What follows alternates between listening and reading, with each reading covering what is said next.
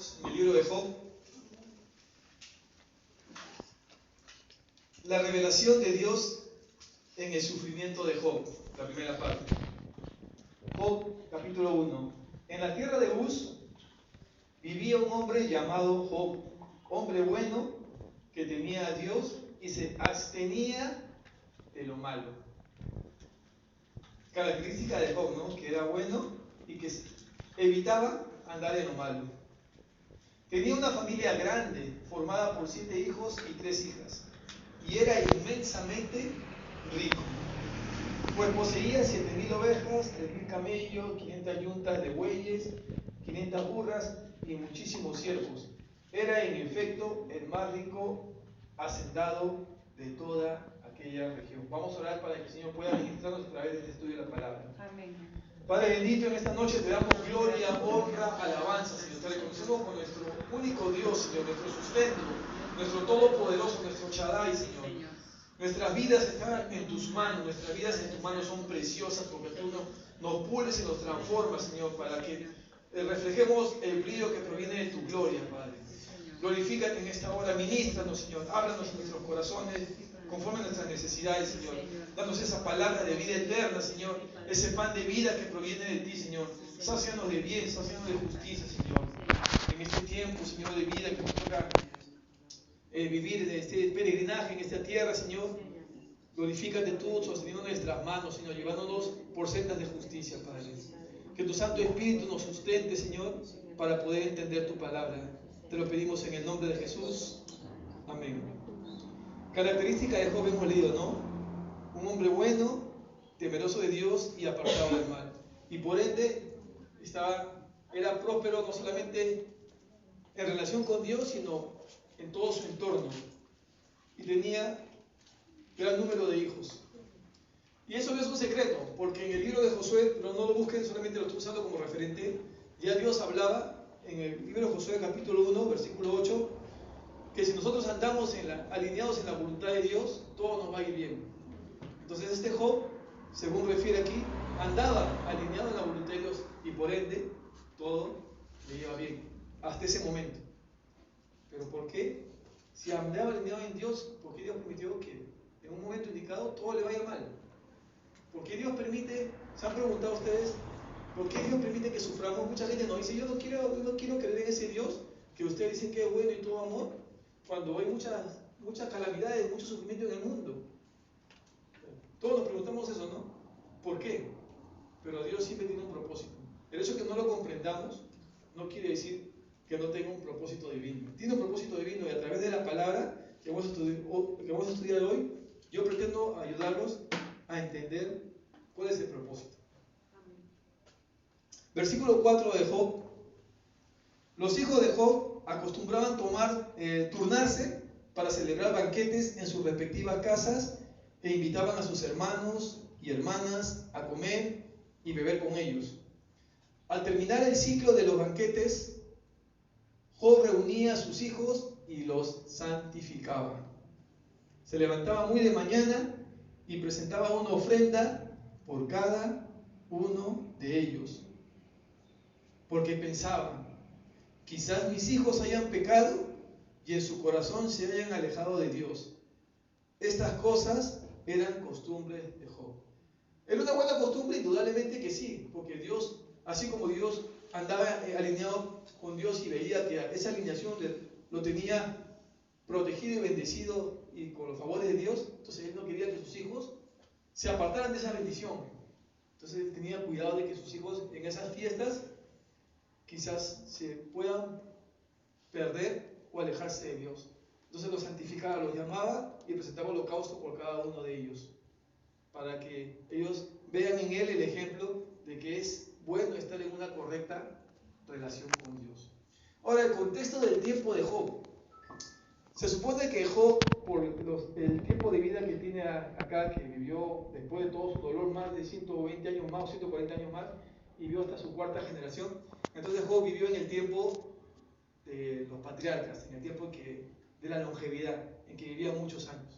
O sea que el libro de Job es un libro bastante antiguo. ¿Dónde queda Uz? No se ha logrado concretar el lugar específico, pero de hecho es en Mesopotamia.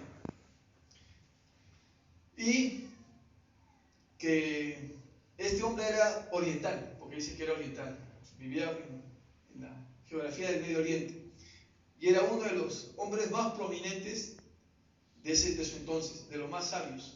Era un hombre respetado, porque su ejemplo de vida era digno de imitar y la gente seguía sus sabios consejos. Porque ¿qué dice Proverbios? El principio de la sabiduría es el temor a Dios. Y este hombre andaba en ese principio, andaba en temor de Dios. Seguimos en la segunda parte, primera prueba de Job. Aquí, a partir del versículo 6, empieza el suplicio de Job. Pero no sin antes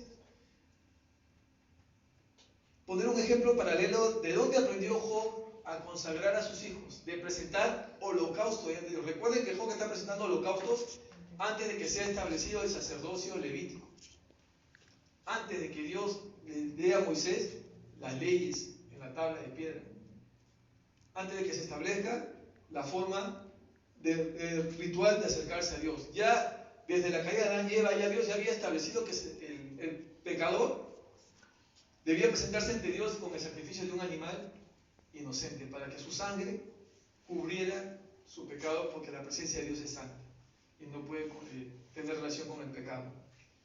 Por eso vamos a leer un poquito, si ustedes solamente escuchen, el libro de Génesis, el capítulo 3, versículo 21, dice: cuando Adán y Eva pecaron, Dios el Señor hizo ropa de pieles para el hombre y su mujer y lo vistió. Esa ropa de pieles representa que Dios sacrificó unos animales para cubrir. Para eso se hacía el sacrificio de animales, para cubrir, solamente para cubrir el pecado. Hasta que nuestro perfecto Salvador, el Cordero de Dios, no solamente vino a cubrir, le vino a quitar el pecado del mundo. Mientras tanto, todos los animales que se sacrificaban antes de Jesús solamente cubrían el pecado. Adán y Eva fueron cubiertos porque ya estaban desnudos después de haber pecado contra Dios. Dios proveyó cubrirlos. Desde ahí se establece el cubrir nuestros pecados, el que tenía que cubrir nuestros pecados con sacrificio de un animal inocente. Por eso que pasó el tiempo, y en el capítulo 4, versículo 3 al 5, pasó el tiempo y un día Caín llevó al Señor una ofrenda del producto de su cosecha. También Abel llevó al Señor las primeras y mejores crías de las ovejas. El Señor miró con agrado a Abel y a su ofrenda, pero no miró así a Caín y a su ofrenda. ¿Por qué? Porque Abel estaba presentando como Dios ya había establecido. Entonces, la obediencia siempre va a traer bendición. Abel estaba manifestando obediencia a la voluntad de Dios y Caín lo estaba haciendo a su manera. Esa es la desgracia de la humanidad.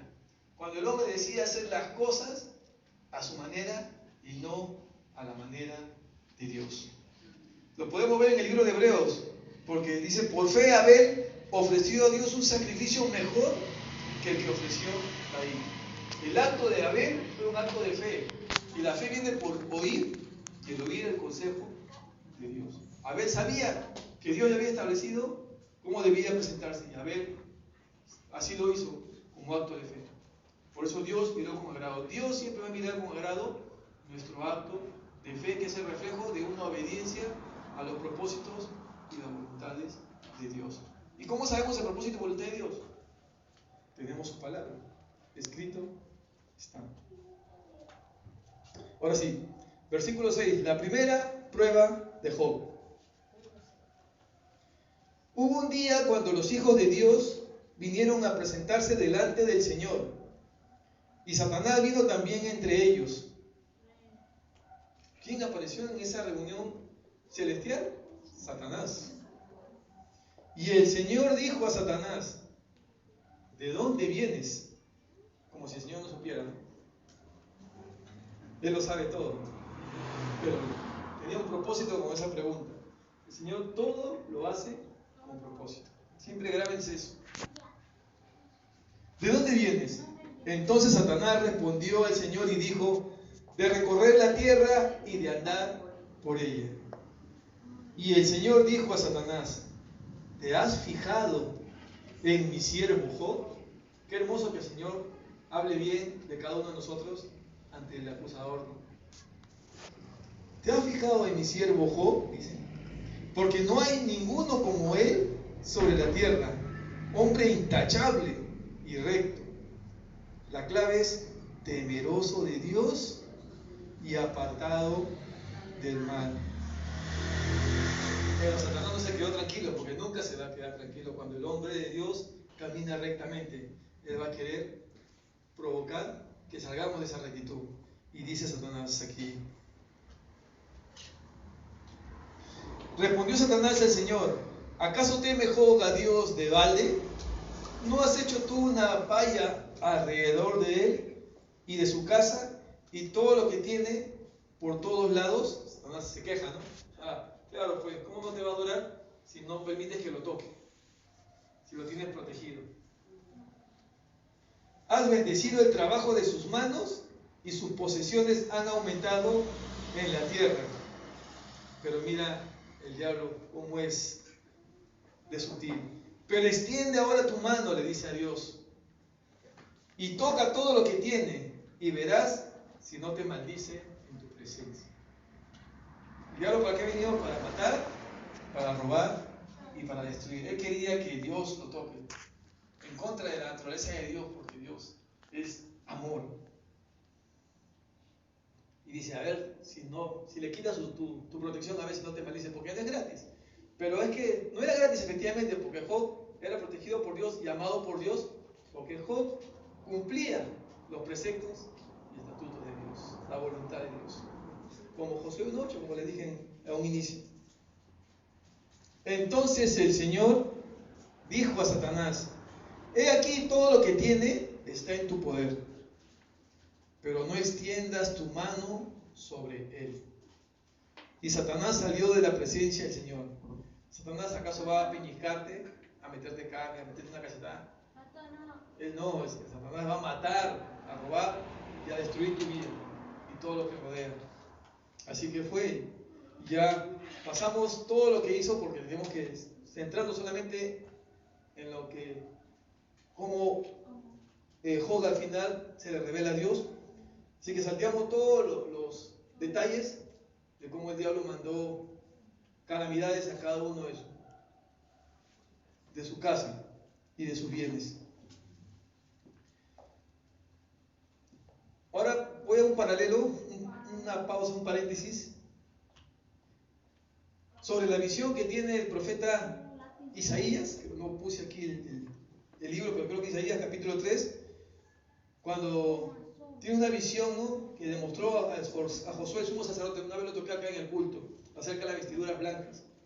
Cómo Satanás, que estaba a su mano derecha del ángel de Jehová, acusaba al sacerdote. Como siempre, una de las características del diablo es que él nos tienta y él nos acusa. Él nos provoca a rebelarnos contra Dios.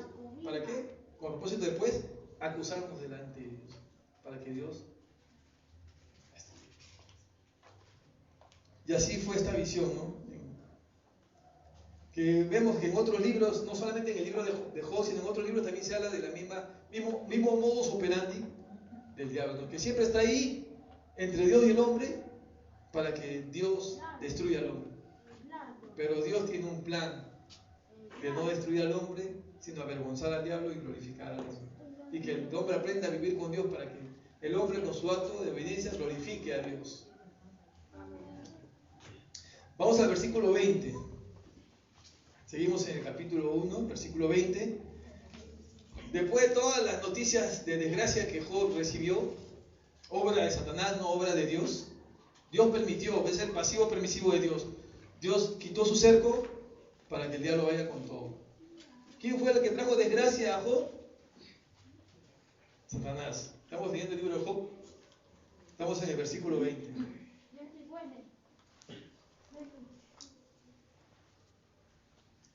Dice, entonces Job se levantó y rasgó su manto, se rasuró la cabeza y postrándose en tierra, ¿qué hizo? ¿Renegó? ¿Qué dice su Biblia? Adoró. Qué increíble, ¿no? Es fácil leer, ¿no? Pero que lo vivamos en carne propia lo que vivió Job. Una desgracia total. Todos sus hijos, ni siquiera quedó uno, todos murieron. Todos sus bienes los perdió todo. ¿Y qué hizo Job? Adoró. Y dijo: desnudo salí del vientre de mi madre, y desnudo volveré allá. El Señor dio y el Señor quitó. Y bendijo el nombre del Señor, ¿no? Bendito sea el nombre del Señor. En todo esto Job no pecó ni culpó a Dios. Increíble este hombre de Dios, Job. Vamos ahora a la segunda prueba de Job, porque el diablo no estaba tranquilo. No cumplió su cometido en la primera prueba. No ocurrió como él había vaticinado que iba a ocurrir, sino que ocurrió como Dios sabía que iba a ocurrir. Porque Dios conoce el fin desde el principio. Así que la segunda prueba, o sea, en el capítulo 2 del libro de Job, dice: y sucedió que en un día, cuando los hijos de Dios vinieron a presentarse delante del Señor, una vez más, ¿quién estuvo ahí? Satanás entre ellos, para presentarse delante del Señor. Y el Señor dijo a Satanás: ¿de dónde vienes? Entonces Satanás respondió al Señor y dijo: de recorrer la tierra y andar por ella. Y el Señor dijo a Satanás: ¿te has fijado en mi siervo Job? Porque no hay otro como él sobre la tierra, hombre intachable, recto, temeroso de Dios y apartado del mal. Parece que estuviéramos repitiendo en el capítulo 1, ¿no? Y él todavía, pero aquí cambia, porque él dice: y él todavía conserva su integridad, aunque tú me incitaste contra él para que lo arruinara sin causa. Esta palabra parece que el Señor fue el que lo arruinó, ¿no? Pero acá, cuando entendemos todo el contexto, toda la historia de Job, entendemos que no fue el Señor, sino que el Señor permitió que Satanás lo tocara. Satanás, a ver, estamos en el 4, ¿no? Respondió Satanás al Señor y dijo: piel por piel, si todo lo que el hombre tiene, dará por su vida. Sin embargo, extiende ahora tu mano y toca su hueso y su carne, y verás si no te maldice en tu presencia. Seguía insistiendo el diablo. Quería destruir a Job, quería avergonzar a Dios. Y le dice: ya, porque no lo has tocado a él, todavía él se mantiene íntegro, pero a ver, toca su vida, a ver si no te maldice. Y el Señor dijo a Satanás: he aquí, él está en tu mano, pero guarda su vida. Y Satanás salió de la presencia del Señor e hirió a Job con llagas malignas desde la planta del pie hasta la coronilla. Y Job tomó un tiesto para rascarse mientras estaba sentado entre las cenizas. Y apareció su mujer, ¿no? Entonces su mujer le dijo: ¿aún conservas tu integridad? Maldice a Dios y muérete. ¿Podemos culpar a su mujer? Es una reacción natural. Hay muchas personas que cuando están en una desgracia tienden a reaccionar así. No podemos condenar a su mujer por eso. Aquí tenemos que condenar es al causante de la desgracia de la humanidad. El que trae dolor a la humanidad. El que trae dolor desde Adán y Eva hasta la segunda venida del Señor, hasta la pronta y gloriosa restauración del Señor. Pero aprendamos de Job de la reacción diferente a la de su señora, ¿no? Pero en el versículo 10 dice: pero él le dijo: como habla cualquier mujer necia, has hablado. ¿Aceptaremos el bien de Dios y no aceptaremos el mal? En todo esto Job no pecó con sus labios, mantuvo su integridad. Una vez más, el diablo fue avergonzado por el acto de un hombre que glorificó a Dios.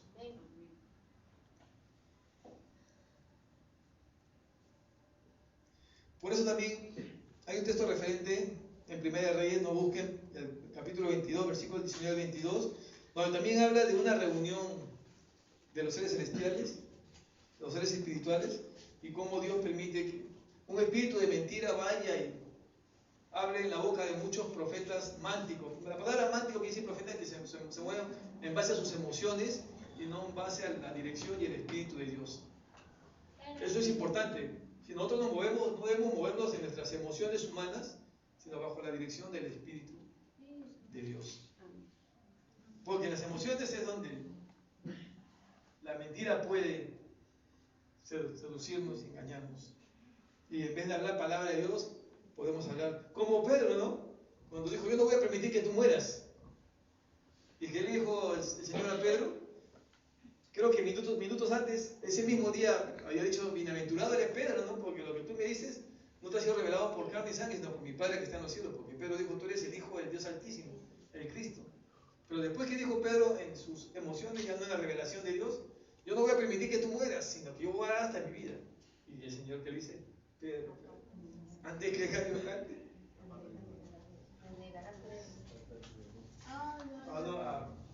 apártate de mí, Satanás, ¿no? Porque ella está hablando en su emoción. Ya tenemos que tener mucho cuidado, por eso tenemos que activar nuestro discernimiento. Para que de nuestra boca salga palabra de Dios, no palabra del diablo.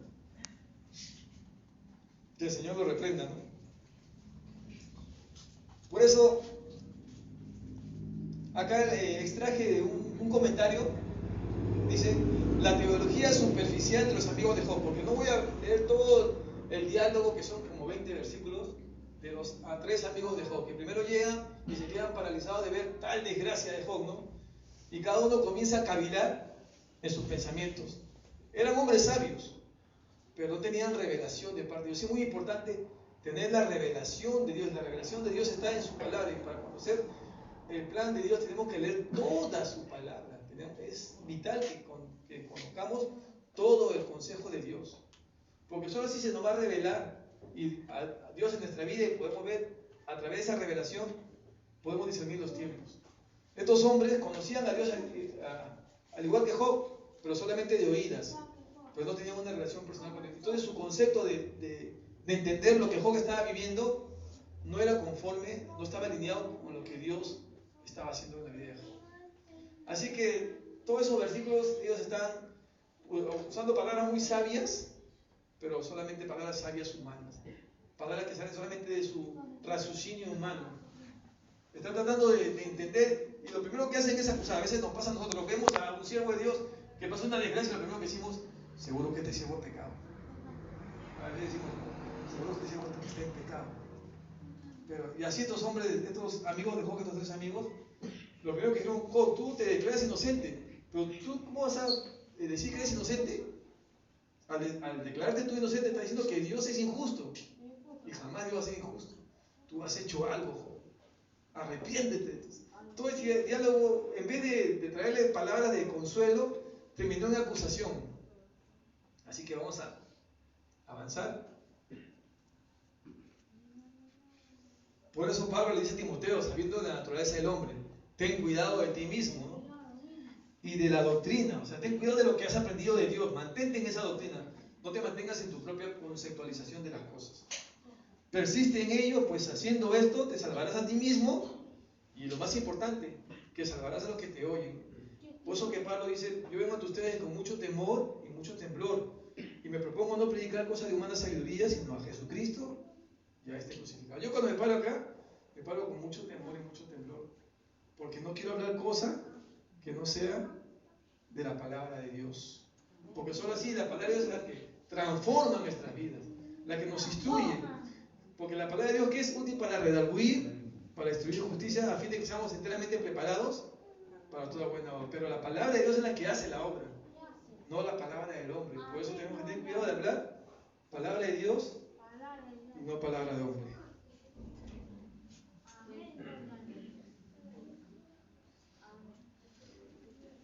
Y sigue un comentario que dice que la vacilante fe de Job y sus quejas hacia Dios, porque también tenemos que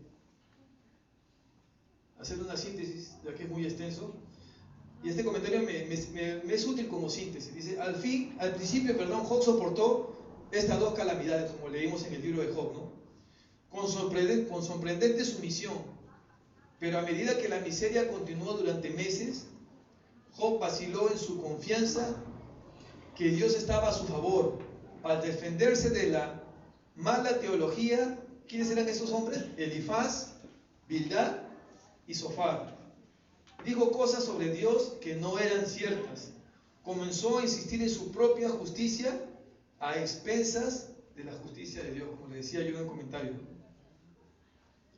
Por ejemplo, en el capítulo 13, eso sí pueden tomar nota, capítulo 13, versículo 23 a 24, dijo: hazme conocer mi rebelión y mi pecado, porque escondes tu rostro y me consideras tu enemigo. ¿Qué dice la palabra? El que dice que no peca, le hace a Dios mentiroso. Aquí falló Job, porque de todas maneras, aunque Job era un hombre en el cual Dios decía que era íntegro, apartado del mal, pero de todas maneras, consciente o inconscientemente, voluntario o involuntariamente, no somos perfectos y vamos a tener que fallar en algo. Y esa falla se llama pecado. Por eso dice la palabra: si decimos que no pecamos, le hacemos a Dios mentiroso y la verdad no está en nosotros. Y así, en el capítulo 19, versículo 25-27 también Job se sigue defendiendo de la desgracia que está pasando. ¿Quién me diera saber dónde encontrarle para poder llegar hasta su trono? Expondría ante él mi causa. O sea, Job quería hablar con Dios. Quiere poner mi causa. ¿Por qué yo estoy sufriendo? Yo no he hecho nada, decía Job. ¿Por qué Dios me castiga? O sea, todavía no comprendía plenamente a Dios. Y Dios estaba usando ese tiempo de dolor para que al final Job pueda conocer a Dios. ¿No se parece nuestra historia? Nuestra propia historia no es una historia de desgracia, en el cual sufrimos una serie de situaciones adversas y propias, pero al final Dios se va a glorificar y terminaremos conociendo a Dios. Y dice, Jesús le dijo: bienaventurado el que no me ha visto, pero ha creído, ¿no? Nosotros somos bienaventurados porque no lo hemos visto, pero creemos, porque de oída lo hemos conocido a través del mensaje. Pero al final, como Job, diremos, porque lo veremos cara a cara. Así que Dios nos fortalezca y nos permita mantenernos en integridad mientras que sufrimos en este valle de sombra y de muerte. Porque el salmista lo llama el tiempo del hombre como el valle de sombra y de muerte. Por eso quería tocar el tema de Job, para que a través de su ejemplo tengamos una visión paralela de lo que sufrió Job y lo que sufrimos nosotros en nuestra propia vida.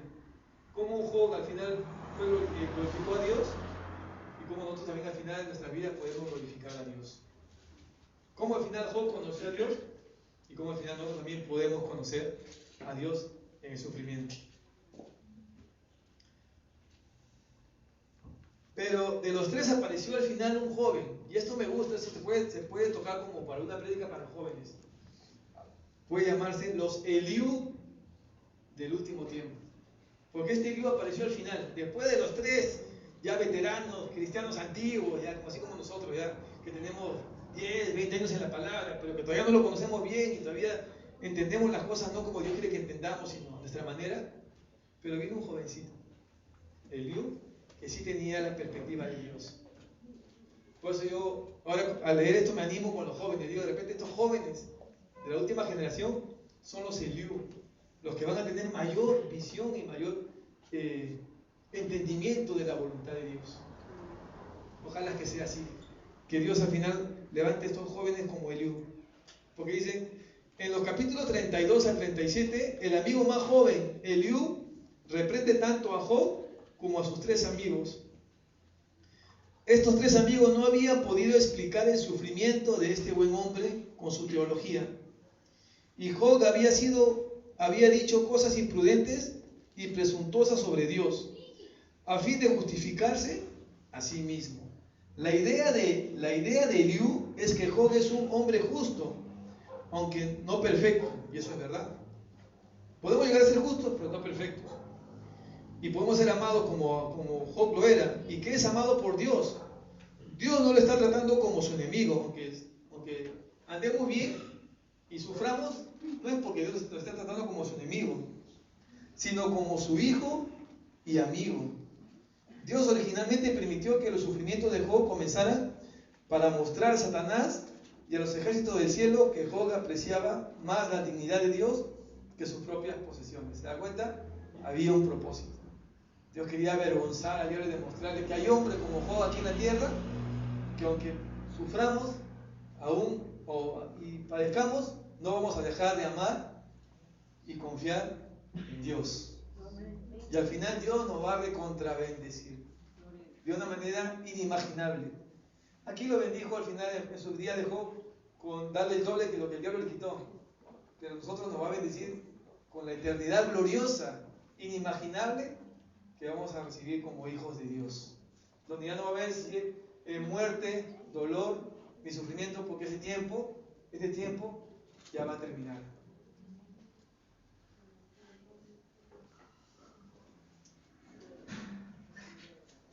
Ahora sí, entramos en la parte divina, cuando Dios va a hablar, Dios aparece en la escena a tomar palabra. Tampoco podemos tocar porque son muchos versículos. Permítanme que estoy haciendo solamente una síntesis para provocarlos ustedes a que lean todo el libro de Job. Y que Dios los ilumine para que puedan disfrutarlo. Dice, Dios reprende a Job.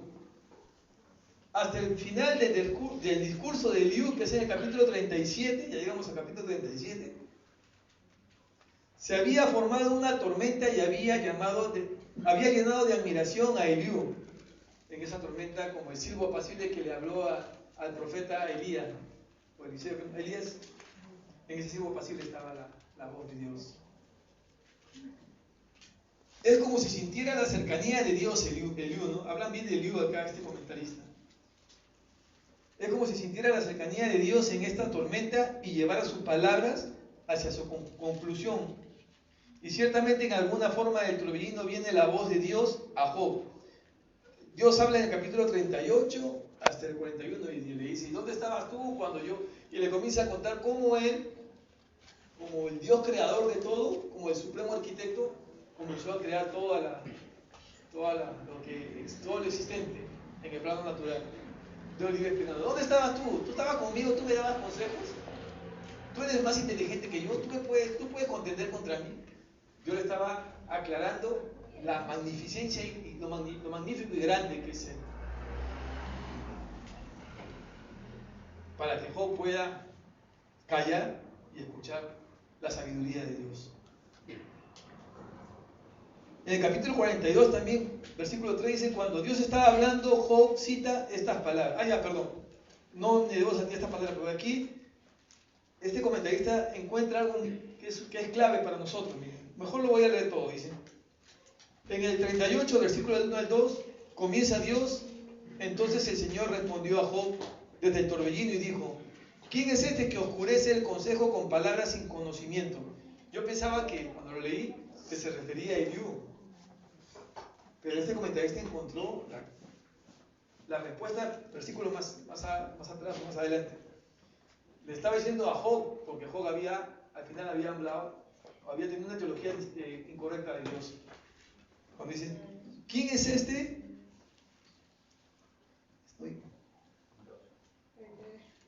Que oscurece el conocimiento.